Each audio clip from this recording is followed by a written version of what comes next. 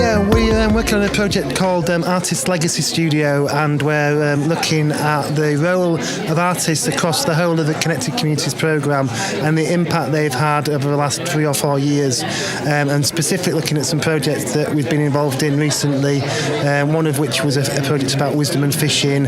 One was called Languages Talisman. You probably visited a few of the stalls over the day.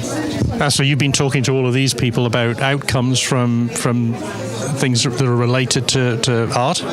Well, lots of these projects have got artists working on them. You've probably seen them sometimes in the background, sometimes more in the foreground, and they've done all sorts of different things, like worked with community groups or made artwork or made films or made plays or performances.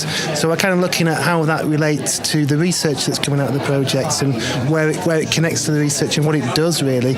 We call it agency because we've gone a bit academic, but we kind of like the idea of agency because it suggests it's sort of different and different impacts at different points.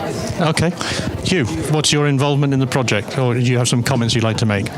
Well, my role is I'm reviewing all of the projects, so I've been looking at them.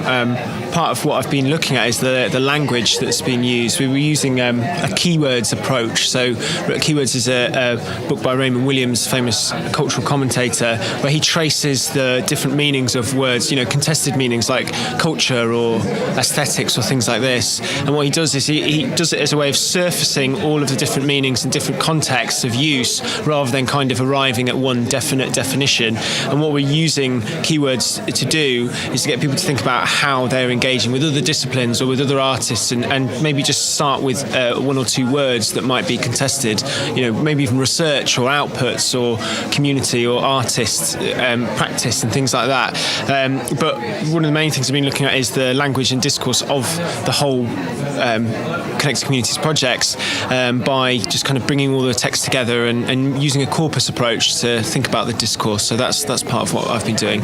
So you're not actually working directly with the communities themselves. What you're doing is working with the researchers, trying to extract that value. This is a legacy project, so it's kind of reflecting what the AHRC Connected Communities projects have been doing. So thinking about ways to move on in the future. Yeah, I think there's 6 or 7 of these projects, and they're lasting about a year, and we're revisiting lots of projects that we worked on, but then looking at other people's projects just to get an overview of the impact's a loaded word, but the impact that these projects are having on research, really, and how things have been transferred across into other areas of research and funding. So if anybody out there wants to find out more about what you're doing, perhaps they're in a community project that would benefit from what you're doing, how do they get hold of you?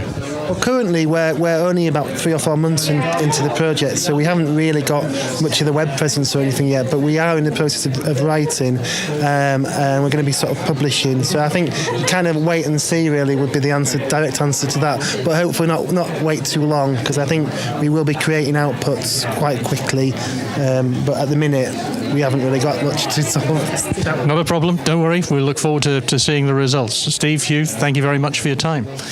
That's all from me.